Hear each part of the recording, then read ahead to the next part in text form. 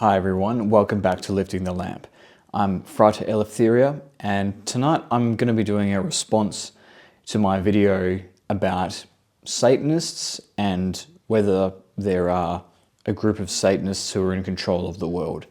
I did the video in front of this painting behind me, so I've chosen to return to the scene, respond to some of the points that people raised in the comments to that video. On YouTube, also on Instagram, because I think that there's a bit more nuance to explore there. You remember that in my video I spoke a lot about Satanism through the lens of LaVeyan Satanism, which is a specific form of Satanism, probably the most well-known in modern times, but by no means the only representation of that belief system. And, you know, there were people who pointed out LaVeyan Satanism is not like other Satanism because it's essentially an atheist philosophy, you know, with some dramatization of satanic imagery. It's not a sincere occult kind of a religion that believes in the power of magic and the power of a being known as Satan.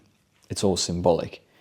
And that's all very true. Of course, not all people who believe in some dark spiritual power believe in some kinds of supernatural or preternatural beings that embody those forces. There is also a psychological view of these things, that they just represent something going on in our heads. So that certainly would be compatible with LaVeyan Satanism and their view of Satan. But there are differences among different kinds of Satanists. And really what I spoke about in the video could apply to either variety of Satanist. There were also people who brought up the fact that LaVeyan Satanism is only a very recent phenomenon and it doesn't define Satanism, and Satanism doesn't begin with LaVeyan Satanism, and that it's a much older phenomenon, and that it is also something which continues well after LaVeyan Satanism sort of had a monopoly on Satanism. And that's all true as well. I kind of acknowledge that in the video, although I don't go into a lot of detail about it, but there were certainly philosophies or kind of cultural outlooks or even certain religious belief systems in the past which very closely reflected modern Satanism. Modern Satanism does see itself as merely codifying a way of life that has always sort of been there beneath the surface. But it's certainly true, and in fact it's the only way that you can explain how people who hold these kinds of beliefs could have been in control for several thousands of years. And of course, the bacchanalian debauchery of antiquity in Greco-Roman civilization was very satanic in its own right. And, you know, that's where we get representations of Satan that are based upon the god Bacchus or Pan. And, you know, that is kind of a good segue into my next point, which is that some people brought up that the Last Supper representation in the Paris Olympics opening ceremony was not actually the Last Supper at all, that it was a bacchanal festival that was being depicted from ancient Greek religion. And I just want to refute that because, you know, the bacchanalian kind of festival and, you know, the sacramental bread and wine in that ancient religion, there are some superficial similarities. It was clearly the Last Supper that was being depicted in the Paris opening ceremony, and the people that were involved in that performance admitted as much on social media before they sort of deleted all of that and then started to try and gaslight people into thinking it was never the Last Supper, it was all about Bacchus. But it was.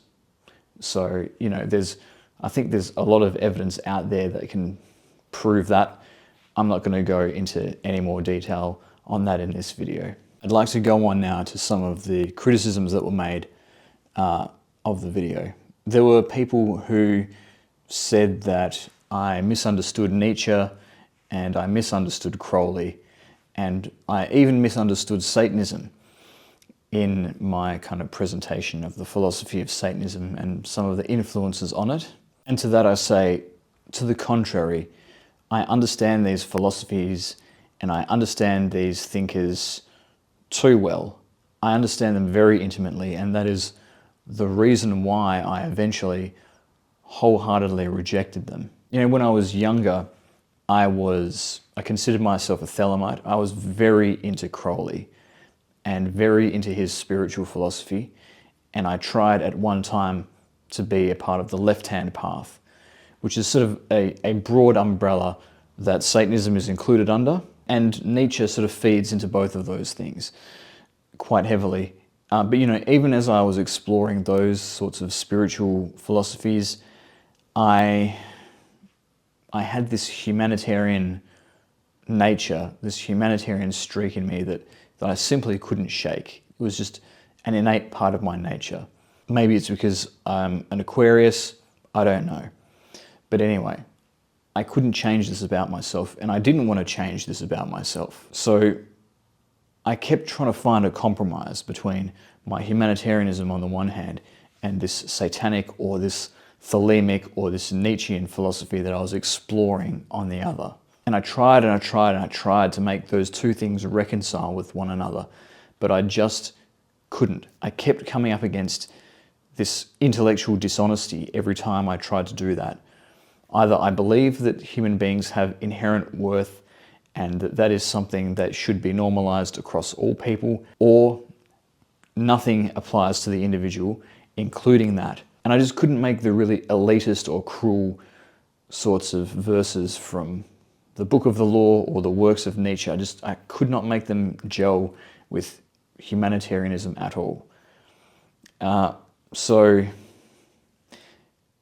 you know, it is as a result of that process, of really wanting to have a different interpretation of those philosophers and those philosophies, and being forced to the conclusion that there is no other conclusion, that those philosophies are anti-humanitarian, ultimately. I mean, there are kind of contradictions within Nietzsche, because the way that his philosophy is thrown together is so idiosyncratic. And there's some contradictions in Crowley's own philosophy as well, because he was trying to be everything to everybody in some sense.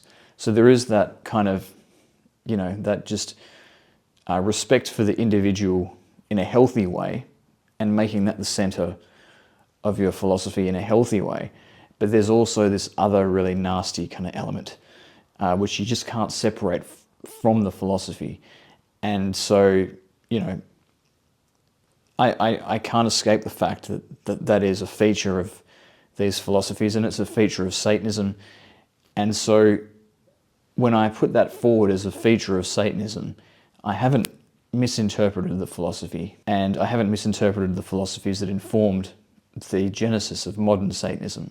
On the contrary, I have understood them very deeply. And look, some of the comments that were along those lines were defending Satanists, because there are people who knew people on their path who were Satanists, who were actually really nice people.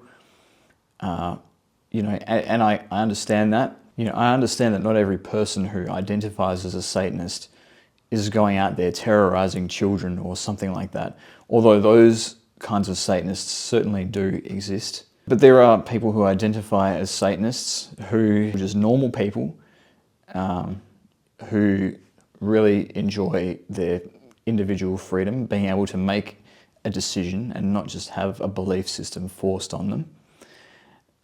And they feel a desire to rebel against, in particular, religious authority that is tyrannical.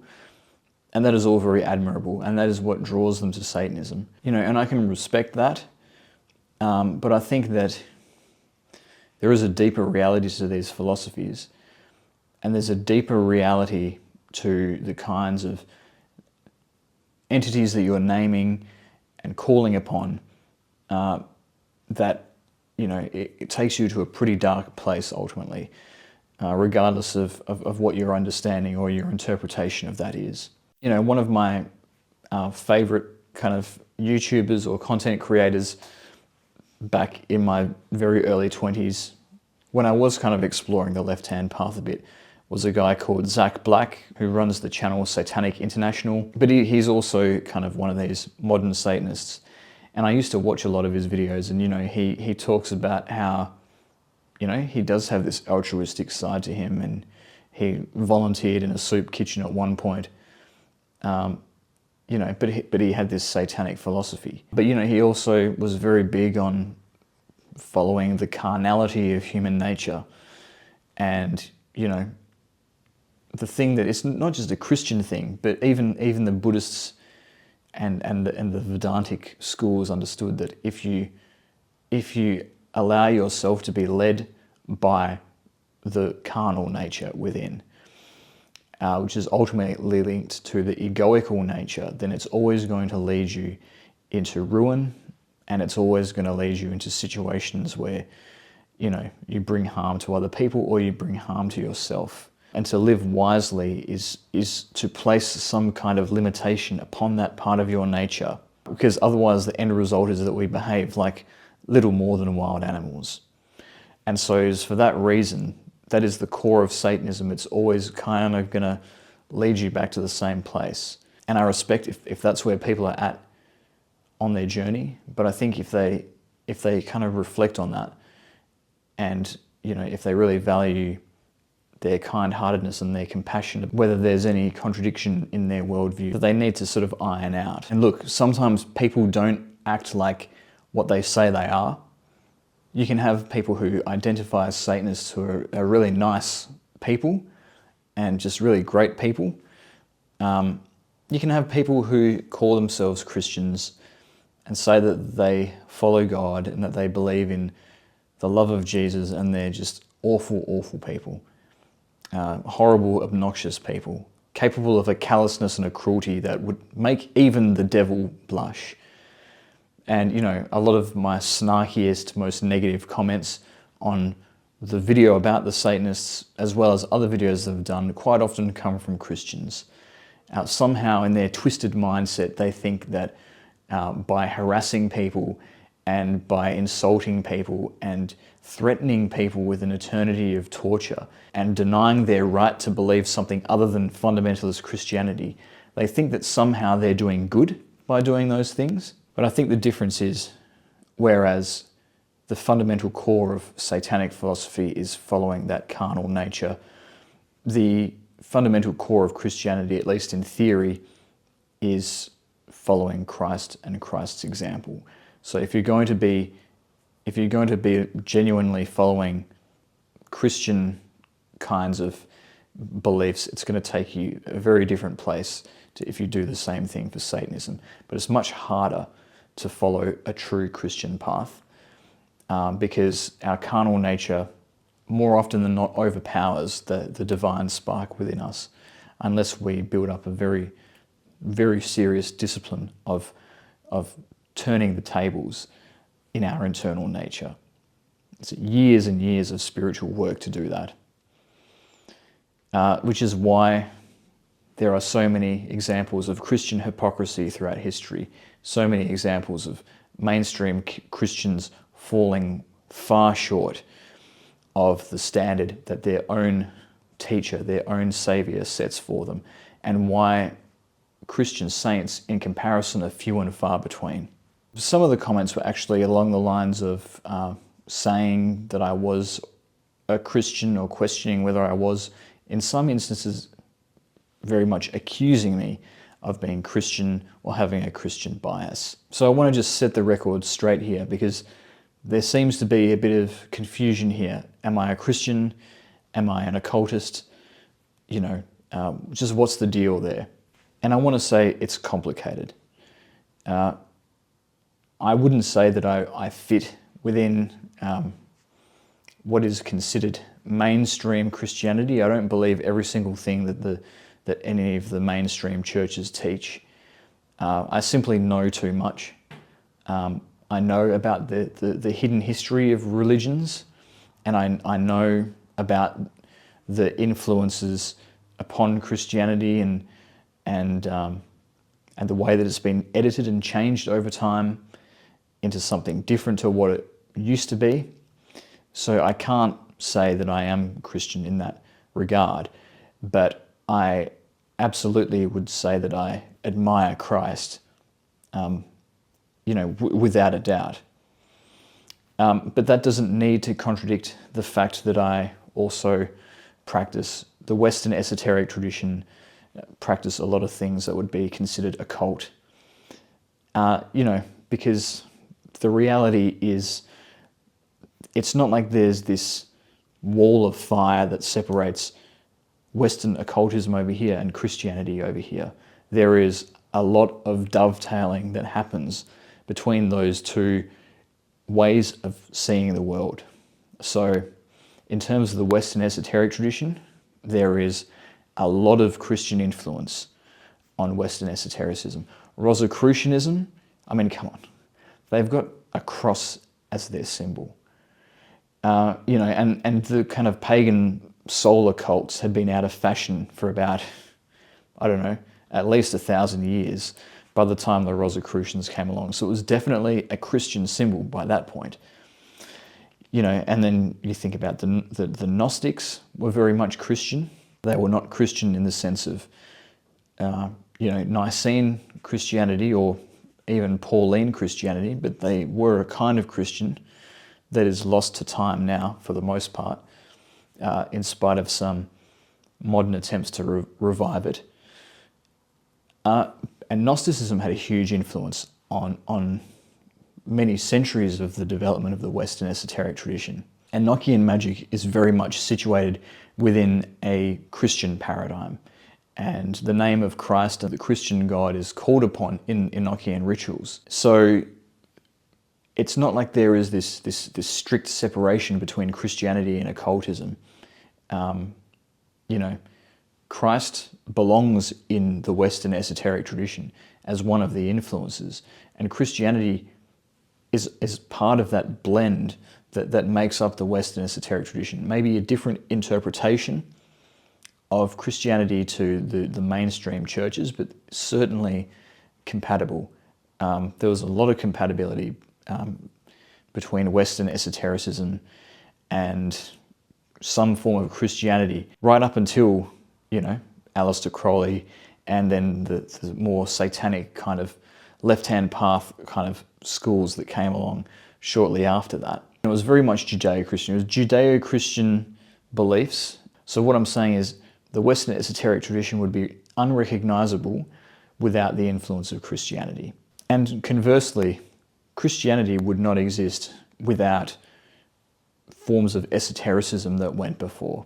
In previous videos, I've discussed the way that the Qumran community, a group of Jewish mystics in the first century and the kind of couple of centuries preceding that, were very much an influence on John the Baptist at the very least, if not Jesus. I've spoken about the pagan influences on Christianity. Potentially there was some influences from the Egyptian mystery schools that operated in Alexandria in the first century upon Christianity. St. Paul appears to have come from the Hechelot tradition, which was a form of mysticism, which was all about projecting your soul into the heavens and receiving visions. You have the Merkabah mysticism that originated with Ezekiel, and then the book of Ezekiel was one of the books of the prophets that made its way into the Christian Bible. So there's all of these ways that the influence in the Western tradition in pre-Christian times actually contributed to the emergence of early Christianity. So I just don't see a contradiction between those two things, and I don't see why I should have to choose. But I do have an appreciation for Christianity as well as Judaism, and I very much see my own beliefs situated somewhere in the broad umbrella of the kind of monotheism that includes those beliefs and also includes many of the beliefs of people who practice the Western esoteric tradition. But I have to say, I do find it quite unusual that people have such a strong negative reaction to Christianity, like a religion that has billions of people following it. And, you know, there are so many different kinds of Christians, like people who make these sorts of comments, they act as though all of those billions of Christians on earth are all just like American evangelical fundamentalists who, you know, just clobber people over the head with Bibles and are bigots and all of that sort of thing. You know, the straw man, the stereotype of the Christian fundamentalist. But that in itself is a form of bigotry. There is so much diversity within Christianity. You know, you can have the Bible-thumping evangelical Baptist from America over here, and you can have someone from the Uniting Church over here, and there is such a range there in terms of what they believe. There is so much difference in terms of their views on social issues, political issues, and so on. It's a very wide spectrum. And to say that all Christians live over here is just incredibly reductive. The thing that they agree on, and perhaps interpret differently between them, is this idea that Christian morality is a good thing. So I find it really confusing how, you know, we live in a culture where anything goes, you can be anything, you can even be a literal devil worshipper, but, you know, God forbid, or perhaps Satan forbid, that you should be a Christian of all things. What is so unique about Christianity that it needs to be singled out like that? The more that you investigate it and scrutinize it, the more it just makes no sense. You know, if you can have different kinds of takes on things, why not a Christian take? I'm not saying that my take necessarily was Christian in the pure sort of a sense, but why would that be a problem in the first place? The one final criticism, not criticism, but just bit of feedback on my Satanist video, which I'd like to cover, which is actually very valid and very fair, is pointing out that I made a mistake in my video. I said that this painting behind me is the Last Supper. It's actually not. It's the wedding at Cana. And I believe the artist is Veronese. So, you know, I'm not the Pope. I don't make the claim that I have infallibility in any sphere of life. I make mistakes. I'm a human being. It doesn't happen very often, but this time it did. And I have the humility and the honesty to say that was a mistake. This painting behind me, it was a gift from someone. It was always just assumed that it was the Last Supper. I've never actually really looked at it that closely. It's sort of always just been there. So I never actually questioned what it actually is or who painted it. It's not actually a painting, it's a print, it's a reproduction of the painting. It doesn't even have the artist on there, but I should have investigated further and taken nothing for granted. So that is a lesson there. That even a person who makes a habit of such things can slip up. So we need to be always vigilant in scrutinizing everything that appears to be one thing but may in fact be another. And it does look very similar to the Last Supper. And I think perhaps the intention behind the painting was a heavy foreshadowing of the Last Supper in the wedding feast at Cana. So that's part of the issue. But it is a very beautiful picture, and it is a very sacred picture, and it does depict a moment in time where the light began to emerge in order to defeat and dispel the darkness that enveloped everything else. So I hope you enjoyed this response video. If you did, please leave a like, leave any comments you have down below, subscribe to this channel to support my work, and if you want to give me extra support, please hit thanks or join down below. But thank you again for listening, and I'll see you next time.